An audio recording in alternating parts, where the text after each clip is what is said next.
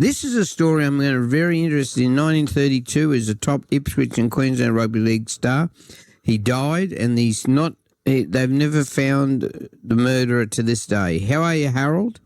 Very well, thanks, Danny. Yeah, this is a mystery. Remained unsolved for 93 years. Unsolved. Dead set unsolved. Yeah, and look, it's a Christmas story too, which is kind of strange. But because it happened as his children were opening their gifts on Christmas morning in 1932. Well, I'm going to sit here. I'm not going to disturb you. You take it away. Okay, look, the football star's name was Norman Richard Johnson. Now, he was born at Tivoli here in Ipswich in 1895, the son of a coal miner. Now, like many of the young men around him, he joined the railways. He became a locomotive fireman at Ipswich and also a rugby league star for both Ipswich and Queensland. In rugby league? Yeah. Rugby league. Between 1919 and 1923, Johnson played representative rugby league matches against Great Britain, New Zealand, and, of course, New South Wales, and won most of them.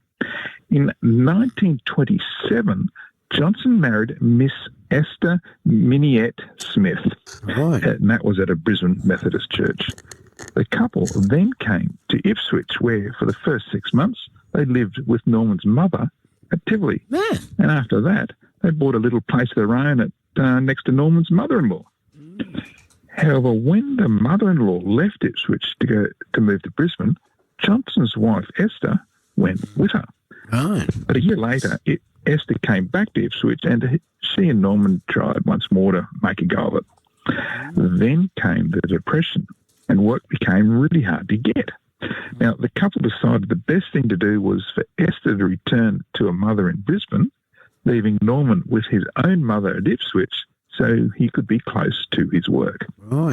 Now, at this time, Norman's earnings averaged about £3 a week, £2 of which he gave to his wife and children, the balance to his mother for board.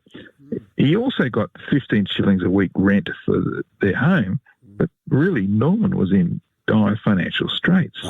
He was even forced to sell 12 medals that he'd won while he was a footballer. Yeah, 11 of them were gold medals and 1 silver, so they sustained the family for a while. Now, every week Norman sent Esther money for her and their 2 children, and every weekend that he was not on duty in the railways, Norman went to his mother-in-law's place in Kedron, where he and his wife would spend a few days together.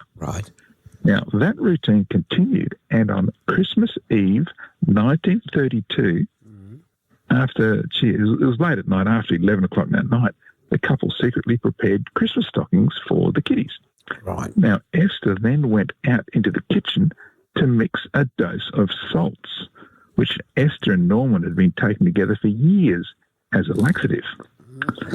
Then on Christmas morning, 1932, as the Johnson children excitedly opened their presents, Norman and Esther took the salts that Esther had prepared, but this time not with the normal laxative result. Norman swallowed and began writhing in pain, while Esther ran outside and vomited it all back up. 20 minutes later, Norman was dead, as were the neighbours' chooks in the yard that had pecked at Esther's vomit. You see, they had all died of strychnine poisoning. Yeah, now an inquest into Norman's death followed, of course, as you'd expect, and Esther spent 1.5 days in the witness box trying to explain how strychnine got into the salts that she had prepared. Now, Esther said that she and Norman always took salts on Sunday mornings. When asked why she vomited up the poison but Norman didn't, Esther explained that her vomiting was completely normal. In fact, she said she used to vomit a couple of times a week and sometimes every day. I'm not sure about that. Anyway, Esther advanced the theory that Norman was sick and tired of life, and so he had put the strychnine in the salts himself, intending to kill both himself and Esther. Really? Yeah, now, that's what Esther was saying. The magistrate and coroner didn't believe the evidence given by Esther's family, noting that they were recalling a lot of irrelevant details but couldn't remember anything about what was important. Now, the inquest finished behind closed doors, so we don't know what was actually said right at the end, but no charges were ever laid.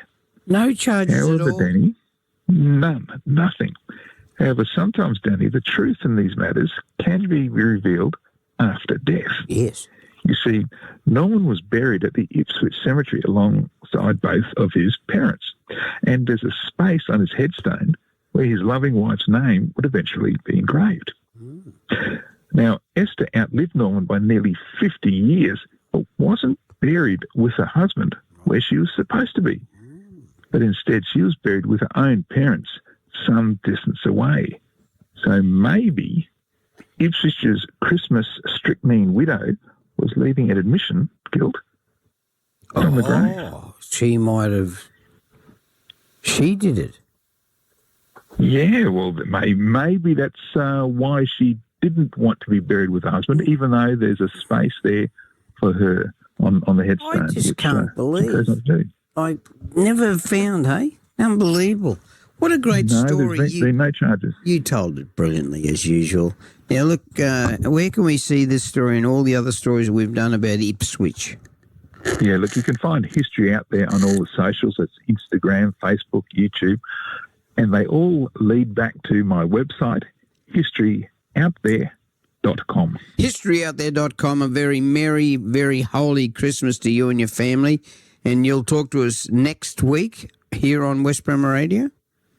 Yes, next week with more cheery stories about Ipswich history. We all need cheering up this time of year, so maybe a bit of a New Year story, not a Christmas one. I'll leave it to you. Whatever you want to do, we love it. It's entertaining and we appreciate your time. Thanks a lot, Harold the H. Cock-a-doodle-doo. Talking history and Ipswich on West Bremer Radio. The time now is 8:20.